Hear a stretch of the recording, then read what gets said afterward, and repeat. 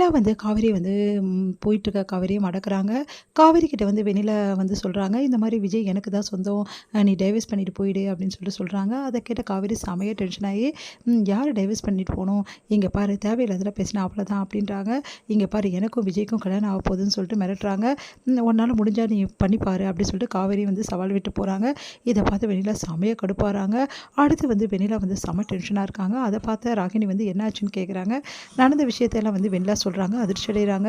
"எனக்கு இப்படி தான் நடக்கும்னு ஏற்கனவே தெரியும். பயங்கரமான திமிர் பிடிச்சவ. அவ இப்படி தான் பண்ணுவா. எனக்கு நீங்க சொல்லும்போது கூட பெரிய விஷயமா தெரியலங்க. ஆனா அவள நேர்ல மீட் பண்ணும்போது தான் தெரியுது. அவ இப்படிப்பட்ட கேரக்டர்ன்னு சொல்லிட்டு. அவள நான் சும்மாவே விட மாட்டேன். விஜய்ய அவளுக்கு நான் விட்டு கொடுக்கவே மாட்டேன்" அப்படின்றாங்க. அத கேட்டுட்டு "இப்ப சொன்னியே வெண்ணிலா, இதுதான் சூப்பருங்க. உண்மையிலேயே உங்கள நெனச்சா எனக்கு பெருமையா இருக்கு. நீங்க கவலையே படாதீங்க. விஜய்க்கு உங்களுக்கு கல்யாணம் பண்ணுறதுக்கு எல்லா ஏற்பாடும் நாங்க பண்ணிட்டோம்." "நிஜமாவா சொல்றீங்க?" "ஆமா. காவேரியால ஒண்ணுமே பண்ண முடியாது. சும்மா தான் பேசிட்டு இருக்க முடியும். விஜய் உங்கள தான் கல்யாணம் பண்ணிப்பாரு. அதுக்கு தேவையான திட்டம் எல்லாம் நாங்க போட்டுட்டோம். இப்ப நீங்க என்ன சொல்றாலும் கேட்குற நிலைமையில தாங்க நான் இருக்கேன்" அப்படின்னோனே, சந்தோஷம் தாங்க முடியல ராகினிக்கு. "அப்பா" அப்படின்னோனே கண்ண காட்டுறாரு பசுபதி. உடனே வந்து கரெக்ட்டா அங்க வராரு. பார்த்துட்டு அப்படியே அதிர்ச்சி அடையிறாங்க. அன்பரச பார்த்துட்டு வெண்ணிலாவுக்கு அப்படியே ஒண்ணும் புரியல.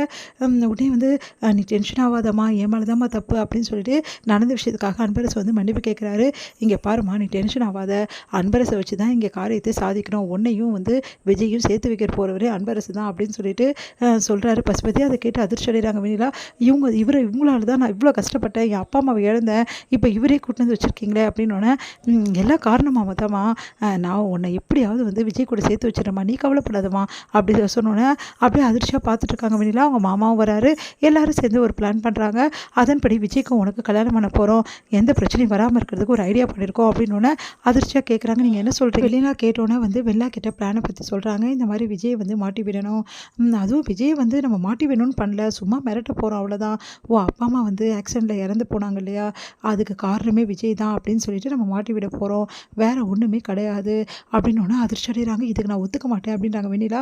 "விஜய் பாவம், எதுக்காக இப்படிலாம் பண்ணுறீங்க?" அப்படின்னோடனே, அதெல்லாம் பண்ணி தான் ஆகணும், வேறு வழி கிடையாதும்மா. இல்லைனா உன் கூட விஜய் சேர்த்து வைக்க முடியாது. அப்போ தான் விஜய் பயந்துட்டு உன் கழுத்தை தாலி கட்டுவான். இல்லைனா எப்படி நடக்கும் அப்படின்னு சொல்லிட்டு கேட்குறாரு பசுபதி. அதுக்கு வெண்ணிலா என்ன பண்ணுறதுன்னு தெரியாமல் அப்படியே பார்க்குறாங்க. எல்லாருமே சேர்ந்து வெண்ணிலாவை சம்மதிக்க வைக்கிறாங்க. வேறு வழி இல்லை, போலீஸ் கிட்டலாம் மாட்டி விட மாட்டோம். ஜஸ்ட் அவங்ககிட்ட அந்த மாதிரி சொல்லி உனக்கு பிரச்சனை ஆகிடும் அப்படின்லாம் சொல்லி மிரட்டி தான் கல்யாணத்துக்கு சம்மதிக்க வைக்கணும். வேறு விஜய் எப்படி கல்யாணத்துக்கு சம்மதிக்குப்பான்? உன்னை கல்யாணம் மட்டும் பண்ணிட்டான், உன் கழுத்தை தாலி மட்டும் கட்டிட்டான். ஆனால் இந்த பிரச்சனையும் கிடையாது. அதுக்கப்புறம் எதுவும் இல்லைன்னு சொல்லிட்டு பார்த்துக்கலாம் அப்படின்னோடனே, இதெல்லாம் ஒழுங்காக நடக்குமா? கரெக்டாக நடக்குமா? நாங்களாம் எதுக்கு இருக்கோம் அப்படின்னு சொல்லிட்டு எல்லாம் சமாதானப்படுத்தணும். நிம்மதி அடைகிறாங்க வெண்ணிலா. இங்கே வெண்ணிலா யோசிக்கிறாங்க, விஜய் சீக்கிரமாக கல்யாணம் பண்ணிக்கிட்டு நிம்மதியாக இருக்கணும், அந்த காவேரிக்கு ஒரு முடிவு கட்டணும் அப்படின்னு சொல்லிட்டு யோசிக்கிறாங்க. இங்கே வந்து காவேரி ரொம்ப டென்ஷனாக இருக்காங்க. நடந்த விஷயத்தெல்லாம் வந்து வெண்ணிலா பேசுனதெல்லாம் நினச்சி பார்த்துட்ருக்காங்க. அப்போ விஜய் வந்து கால் பண்ணுறாரு. "என்ன காவேரி, என்ன ஆச்சு?" அப்படின்னோடனே, "ஒன்றும் இல்லை" அப்படின்னு சொல்லிட்டு மழுப்ப பார்க்குறாங்க. அப்போ வந்து "சொல்லு காவேரி" அப்படின்னு நடந்த விஷயத்தையெல்லாம் வந்து விஜய் கிட்ட வந்து காவேரி சொல்கிறாங்க. அதை கேட்டு விஜய் அதிர்ச்சி அடைகிறாரு. "அவெல்லாம் ஒரு மனுஷியை இப்படி பண்ணுறாளே, எனக்கு ரொம்ப பயமாக இருக்குங்க.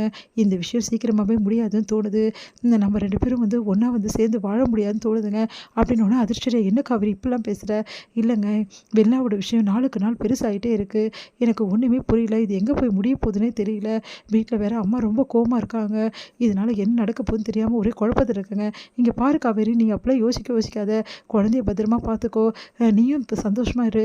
இந்த பிரச்சனை எல்லாத்தையும் என்கிட்ட விடு, நான் பார்த்துக்கிறேன். வெண்ணிலாவுக்கு ஒரு முடிவு கட்டாமல் விட மாட்டா. அவள் என்ன நினச்சிட்டு இருக்கா? அவள் இஷ்டத்துக்கு ஆடிட்டுருக்கா.